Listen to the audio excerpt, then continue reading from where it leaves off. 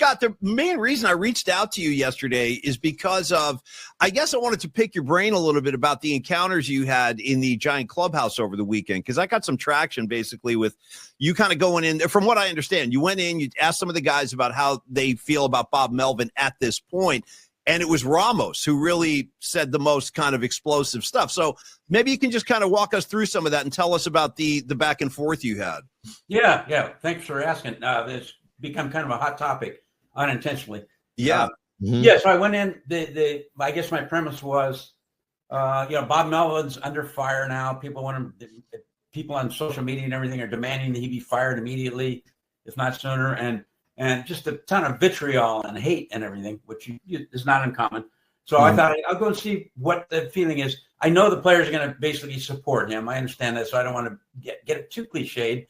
But one of the things I'm going to ask is, do you guys ever go into him and say, "Hey, man, we got your back" or anything? So, anyways, I just want to talk to some guys, and I know, like the leaders in the clubhouse, Chapman had already spoken the night before, but Logan Webb, I wanted to talk to him, and he was good. And then I saw Elliot Ramos walking, and I thought, well, he's good. I'll talk to him. And so I did, and he was very helpful and very supportive of Bob Melvin and all that stuff. And he said some quotes that got picked up by the SF Gate, which is not, they're loosely associated with the Chronicle under the same kind, but they are not us. We're not them, and they are not us. We're actually kind of competing organizations. So they picked up a couple of his quotes, and I think twisted them wrong or blew them into a big headline. Elliot Ramos ripped fans. Right. And I'm going to take part of the blame on that. And next time the Giants are in town, I'm going to go to the clubhouse and apologize to Elliot for kind of dragging him into the middle of this crap storm, because he doesn't deserve that. His comments were basically, he was talking about Melvin and how he has the player support. And I said, well, yeah, but the fans are clamoring. And he said, well, basically, the fans don't know what goes on here in the clubhouse. They don't know what the manager is really like. So that's a fair comment, right? Because they don't. Right. But he didn't mean those idiot fans, those stupid fans. We hate them, and they don't know what the hell they're talking about. It wasn't that way. And I should have, if I were to write it again, if you give me a mulligan, nuanced it more and just explained it more, that Ramos was not just, spell it out. I thought it was clear, but spell it out. Ramos was not really ripping the fans, but more defending his manager. And so he took a lot of guff. And I'll tell you a couple of reasons that's unfair. Sure. Yeah. Because that was not his intent. And he is one of the best guys to deal with, you'll ever deal with. He is, the sports writers give out an award every year to the Giants. The sports writers vote on it, the most cooperative player.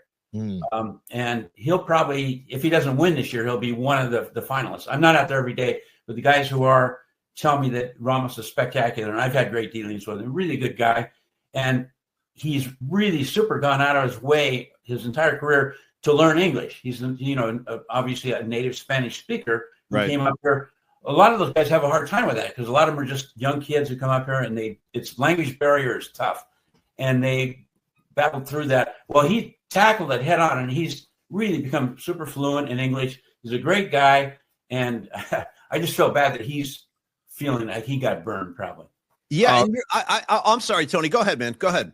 I just want to say, Scott, I don't know if you saw last night. This makes a lot more sense to me, because last night I was watching the game, and when they had that altercation with the fan on the home run that they did, that disqualified, and they called him out, but they were jawing at Ramos a ton, and the way he handled that, and it was so playful, and he was smiling the whole time. This makes more sense to hear you say this now, because he does seem like a jovial, kind of always smiling, happy-go-lucky guy. So thanks for that's a good point, Tony. Yeah, that should be emphasized, and I think if nothing else, maybe this incident will help bring that out more, because the guy is he's really a gem. You don't really run into guys like that all the time. A lot of good guys in every sport, but Elliot is really a guy who he likes people. Yeah. He's not a hater.